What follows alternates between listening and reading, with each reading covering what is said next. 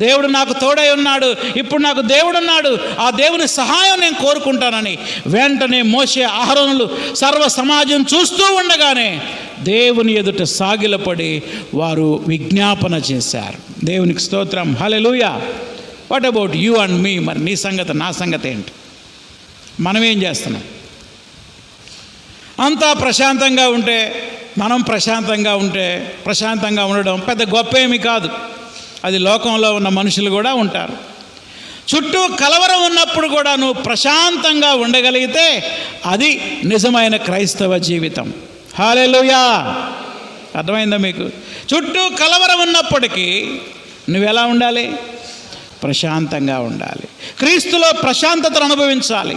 నీ చింత యావత్తు దేవుని మీద వేసి నువ్వు రెస్ట్ తీసుకోవాలి. నాకు దేవుడున్నాడు అనే ధైర్యం నీకు ఉండాలి. దేవుడున్నాడనే ఒక భరోసా నీకు ఉండాలి.